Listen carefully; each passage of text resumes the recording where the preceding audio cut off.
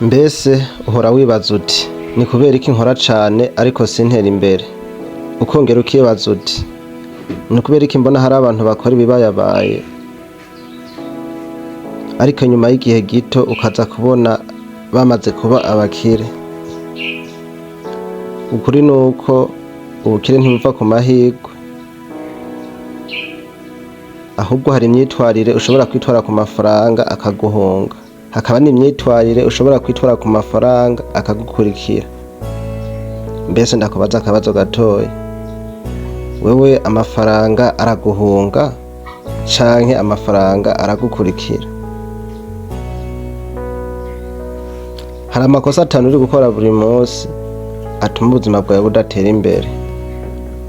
Uyu munsi tugiye kurabira hamwe ibintu 5 bituma ubuzima bwawe budatera imbere.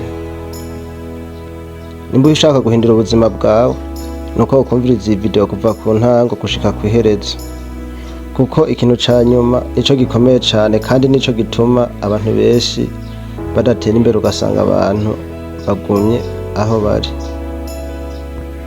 Rero tugende ku kintu ca mbere,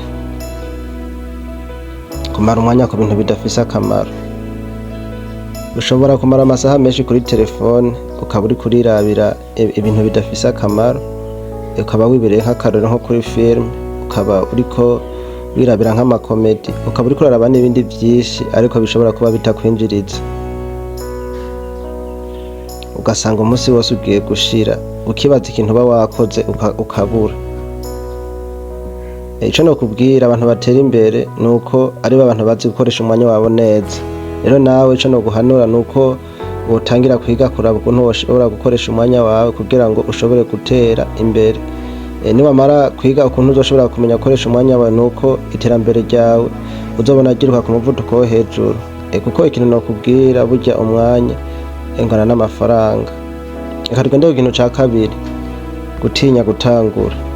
Abantu benshi barafise inzozi ariko baratinya gutangura. Baravuga bati ndindiriye amahera, abandi nabo bakavuga ati ndindiriye igihe, abandi nabo bakavuga ati ndindiriye ibikoresho. Ariko ukuri nuko ata muntu n'umwe yigeze atsinda atatanguye.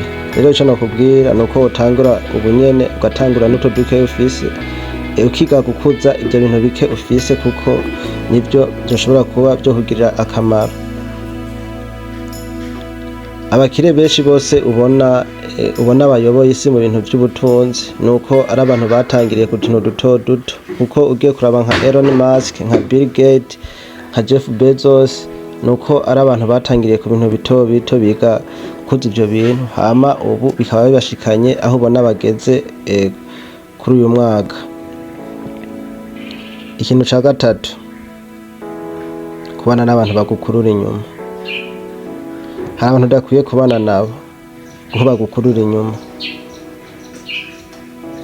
Hari abantu ushobora kubana ugasanga bakubwira yuko udashoboye, abandi bakakubwira yuko bidashoboka.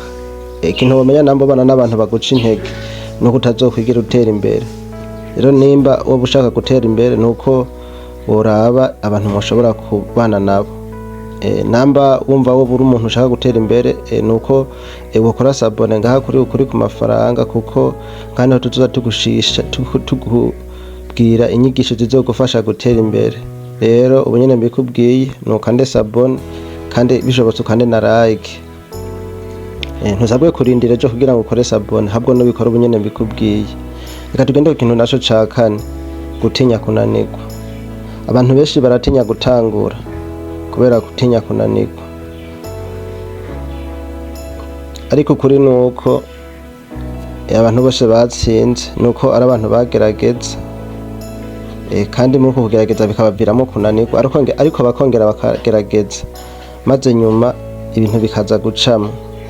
Ico nokubwira rero nuko kwiga kugerageza, kuko kugerageza niko gushobora kuvamo intsinzi ikomeye cane.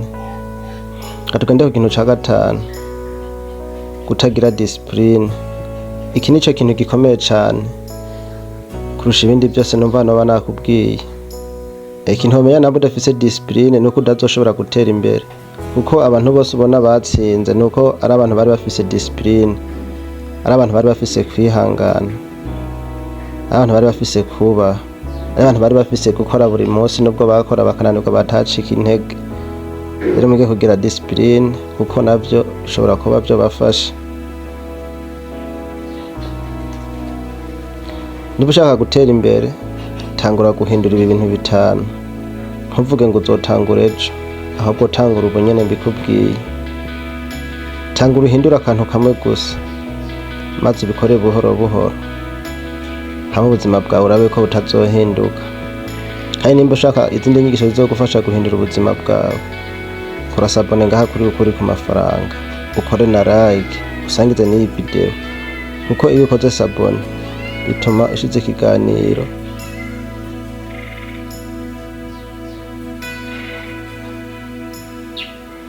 ukibona mu bantu ba mbere.